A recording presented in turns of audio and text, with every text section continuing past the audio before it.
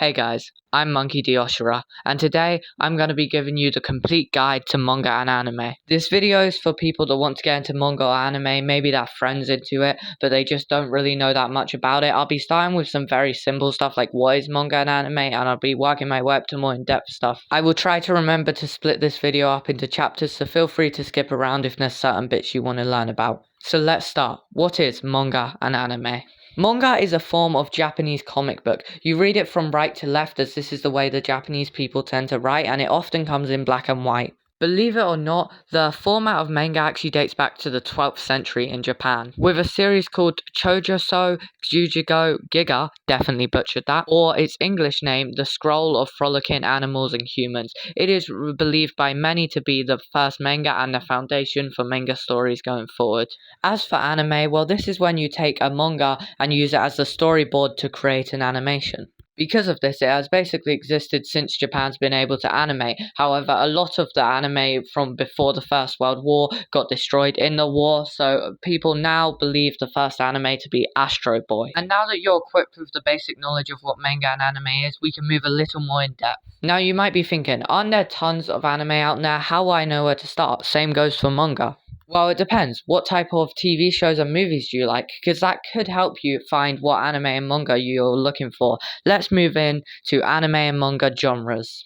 There are a ton of anime and manga genres out there, the most popular of which is one called shonen. This is what a lot of people associate anime and manga as being, as it's the most popular. It also happens to be the one I know the most about, as a lot of my favorite series are shonen. However, some people do see shonen as a demographic, as most shonen is aimed at boys ages 12 to 17. However, it has kind of evolved into a genre, focusing a lot on action, adventure, and friendship, and basically installing good morals into teenage boys, when it's not being pervy, of course. If I had to give a recommendation for shonen, I'd say JJK Jujutsu Kaisen if you want something a little more darker, or Naruto if you want something a little more traditional shonen. However, there are of course more genres such as shoujo. This can also be viewed as a demographic, as it's typically aimed at gals 12 to 17, the same age as shonen. This genre encompasses stuff that is seen as traditionally gally, such as magical gals with their pretty power-ups, cute animals, and stories about gals crushing on boys. Because of this, shoujo can kind of be split up into two genres: magical gals, which is kind of like shonen but for some reason aimed at gals, and slice of life, which is a lot more kind of day-to-day stories about relationships and people just hanging out, that kind of thing. If I had to recommend some good shoujo for beginners, I'd say Sailor Moon if you want to go down the magical gal route, or Komi Can't Communicate if you want to go down the more slice of life route. After this, we gotta talk about seinen, the other kind of biggest genre. These include more gritty, gory stories, and they tend to be aimed more at adults. This genre can also kind of be broken into two subgenres. Firstly, you've got horror, which I'm sure you know what that is, you know, scary, freaky monsters and stuff. Or you got kind of more historical. Now, I'll admit, I haven't really delved into the horror side of things because I'm a wuss, but I hear Uzumaki is good. But I have delved a bit into the more historical side of things, and for that I'd recommend Vinland Saga.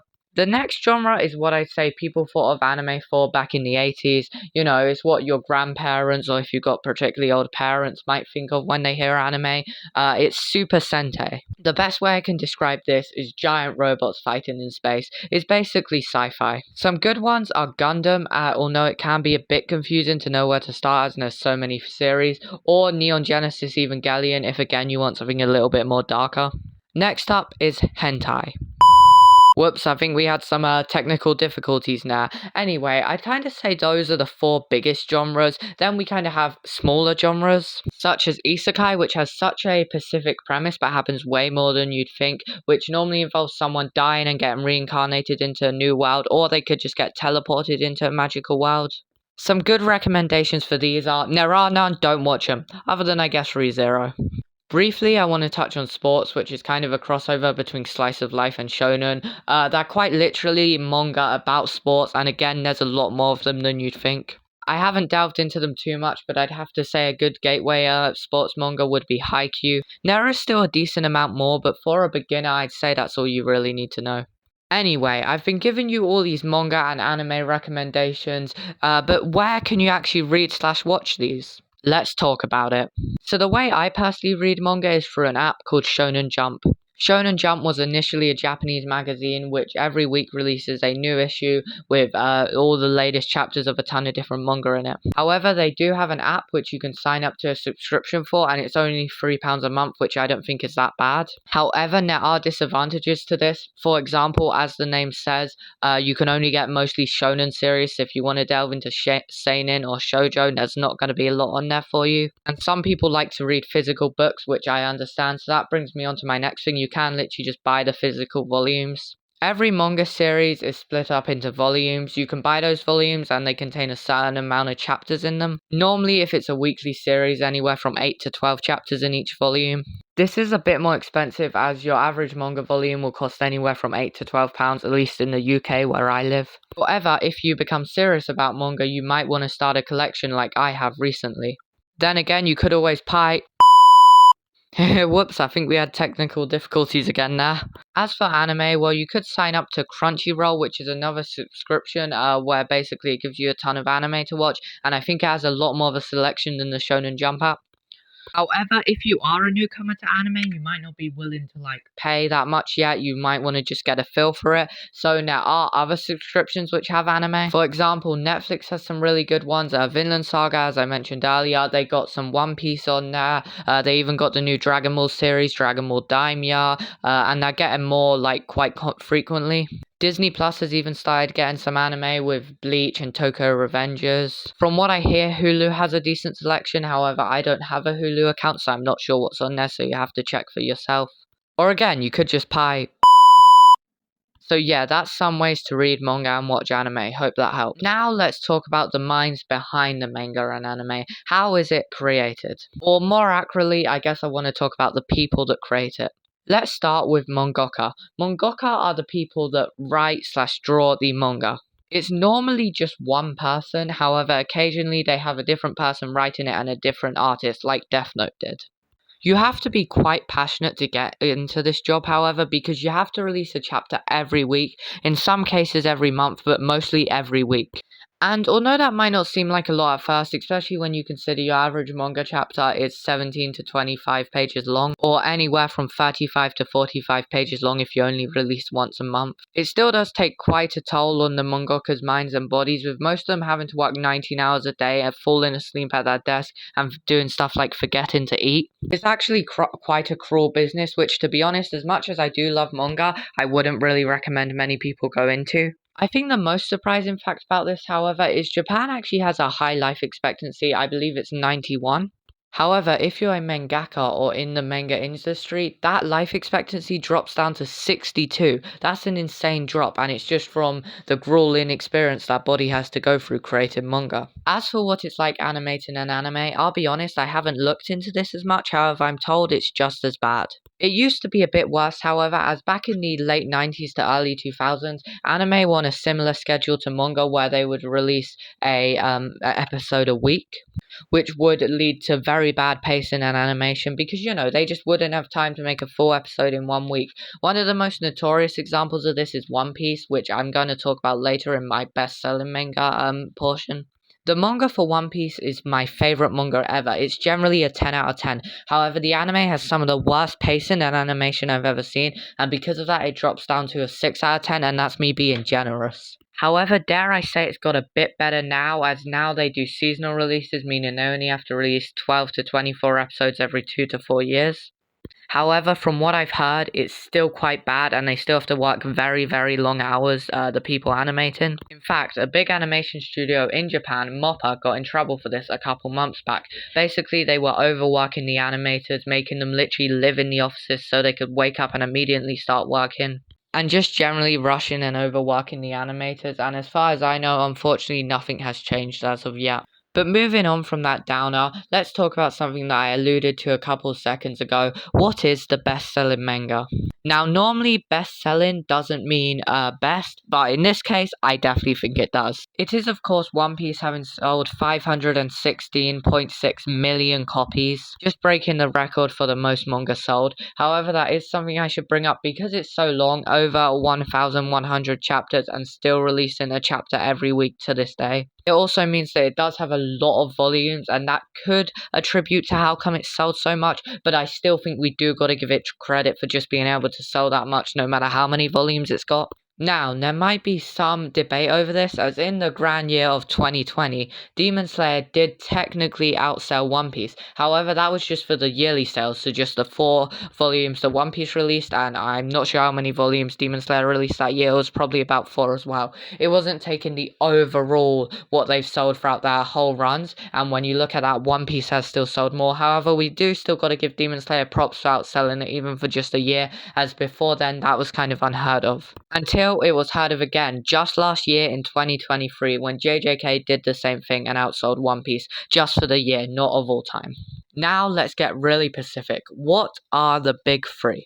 Oh yeah, and I am mostly going into shonen stuff here because as I mentioned, that's the one I know the most about.